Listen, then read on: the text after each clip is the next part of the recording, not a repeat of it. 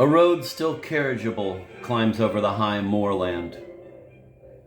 It cuts across vast turf bogs, 1,000 feet above sea level, 2,000 if you prefer. It leads to nothing anymore. A few ruined forts, a few ruined dwellings. The sea is not far, just visible beyond the valleys dipping eastward. Pale plinth as pale as the pale wall of sky.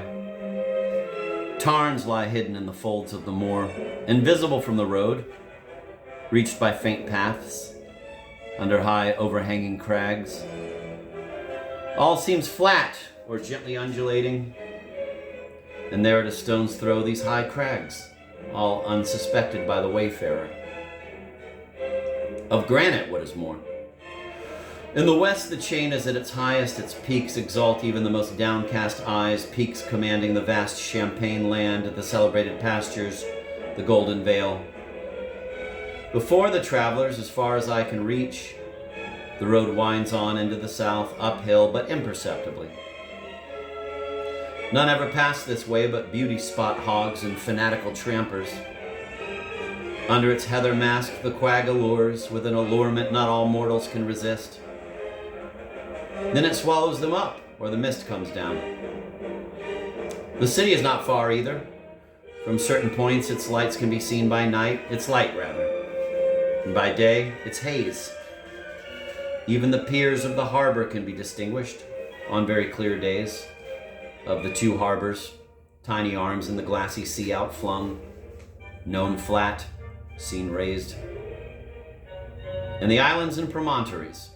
One has only to stop and turn at the right place, and of course by night the beacon lights, both flashing and revolving. It is here one would lie down, in a hollow bedded with dry heather, and fall asleep for the last time on an afternoon in the sun, head down among the minute life of stems and bells, and fast fall asleep, fast farewell to charming things. It's a birdless sky. The odd raptor, no song. End of descriptive passage. What is that cross? Said Camier. There they go again.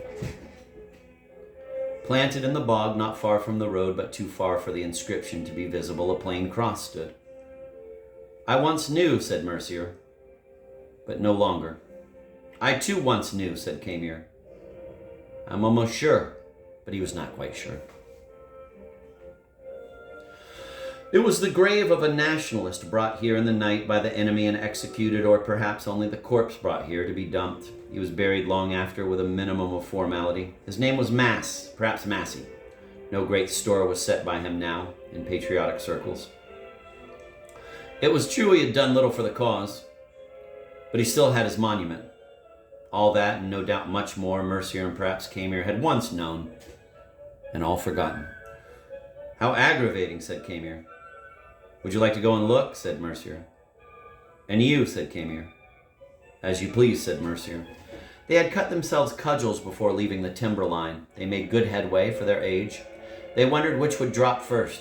They went a good half-mile without a word, no longer arm in arm, but each keeping to his side of the road, whose whole width, therefore, or nearly, lay between them. They opened their mouths simultaneously. Mercier to say, strange impression sometimes, and Camier, do you think there are worms?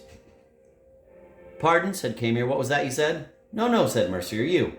No, said Camier, nothing of interest.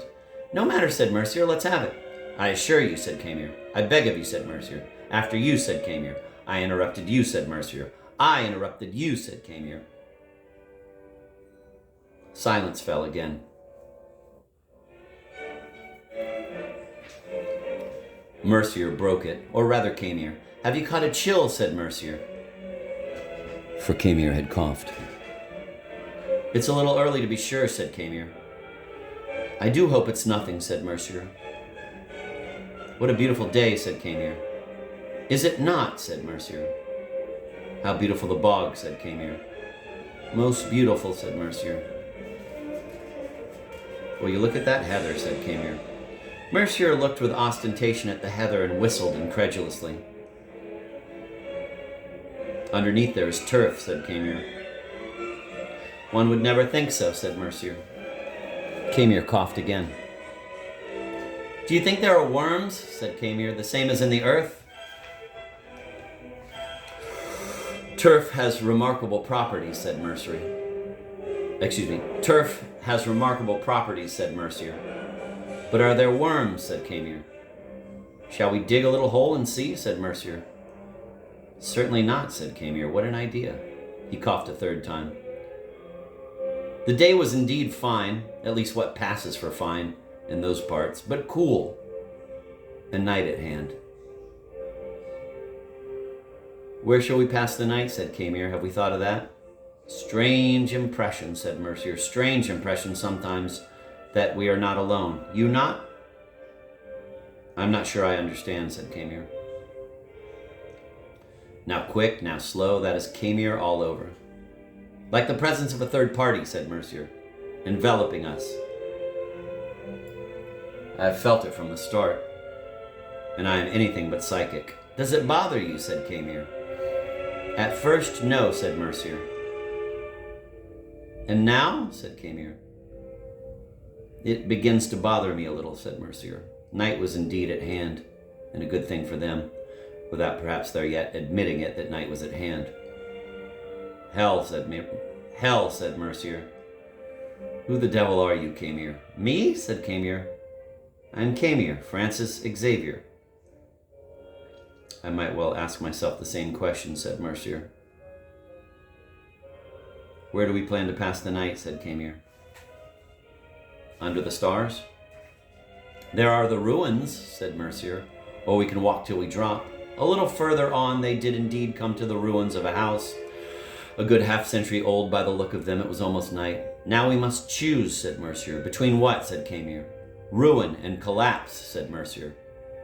Could we not somehow combine them, said Camier. We shall never make the next, said Mercier. They walked on, if it could be called walking. Finally, Mercier said, I don't think I can go much further. So soon, said Camier. What is it? The legs, the feet, the head rather, said Mercier. It was now night. The road vanished in darkness a few yards ahead of them. It was too early for the stars to give light. The moon would not rise till later. It was the darkest hour. They stood still, all but hidden from each other by the width of the road. Camier approached Mercier. We'll turn back, said Camier. Lean on me. It's my head, I tell you, said Mercier. You see shapes that do not exist, said Camier. Groves, where none are. Strange animals loom, giant horses and cows. Out of the murk do you but raise your head. High barns, too, and enormous ricks. And all more and more blurred and fuzzy, as if you were going blind before your very eyes.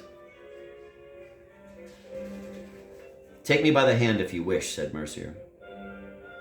So hand in hand they retraced their steps, the big hand in the little, in silence. Finally, Mercier said, Your hand is clammy and you cough. Perhaps you have senile tuberculosis. Camier did not answer. They stumbled on. Finally, Mercier said, I hope we have not overstepped it.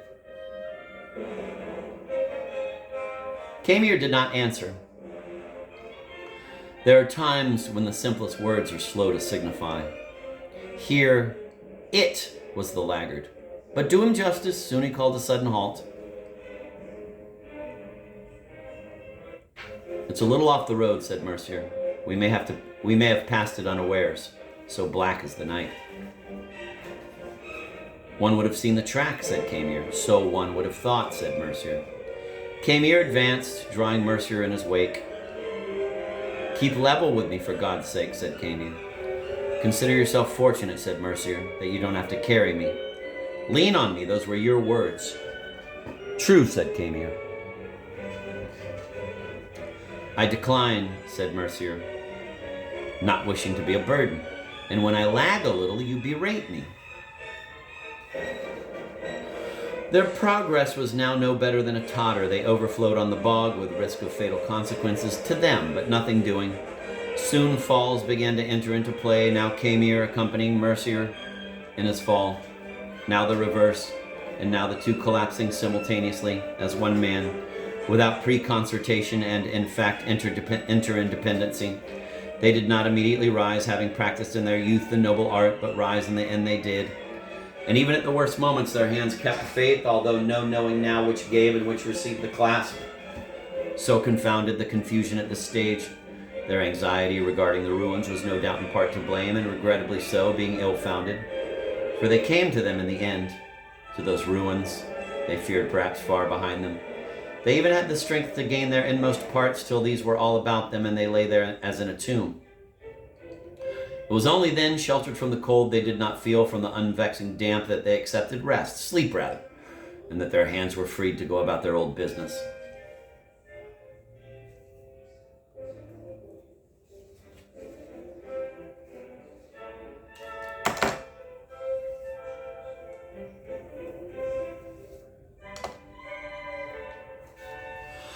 They sleep side by side, the deep doze of the old. They will speak together yet, but only at haphazard, as the saying goes. But did they ever speak together otherwise? In any case, nothing is known for sure henceforth. Here would be the place to make an end. After all, it is the end, but there is still day, day after day, afterlife all life long, the dust of all that is dead and buried, rising, eddying, settling, burying again. So let him wake. Mercier, Camier, no matter. Camier wakes. It's night, still night. He doesn't know the time, no matter. He gets up and moves away. In the dark, lies down again a little further on. Still in the ruins. They are extensive. Why? No knowing. No knowing such things anymore. Good reasons are never lacking for trying somewhere else, a little further on, a little further back. So good in the event that Mercier follows suit. At much the same moment, no doubt. The whole question of priority, so luminous hitherto, is from now on obscure. There they are then lying, or perhaps merely crouching, at a reasonable remove from each other, compared to their customary cleavings. They drowse off again, or perhaps simply lose themselves in thought.